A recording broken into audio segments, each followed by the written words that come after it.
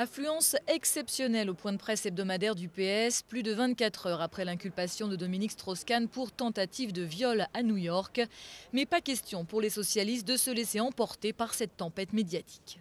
Nous avons une promesse vis-à-vis des Français, c'est de tenir l'engagement d'une alternance en 2012.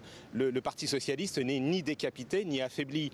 Le calendrier des primaires est donc maintenu comme si de rien n'était, avec un premier tour fixé au 9 octobre prochain.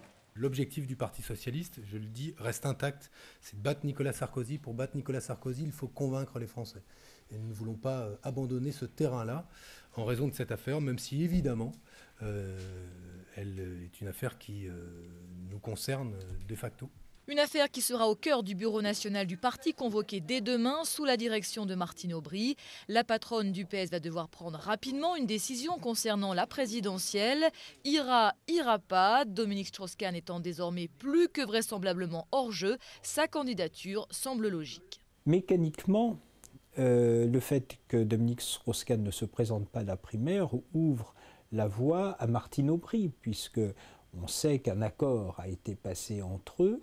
Du côté de la majorité, les réactions restent très mesurées, mais depuis la diffusion de cette image de DSK sortant menottée du commissariat de Harlem, les langues commencent à se délier à l'UMP. Je dois vous dire qu'on pense aussi à l'image de la France, voilà. Parce que c'est vrai qu'imaginer que cette image passe en boucle dans le monde entier est évidemment un sujet. Nicolas Sarkozy, lui, n'a toujours pas réagi. Tous les sondages le donnaient perdant face à DSK en 2012, mais pas sûr pour autant que sa mise hors jeu soit une bonne nouvelle pour lui. Depuis quelque temps, en effet, le flamboyant patron du FMI était considéré par l'Élysée comme un adversaire moins dangereux que François Hollande, qui s'est positionné en candidat proche des Français.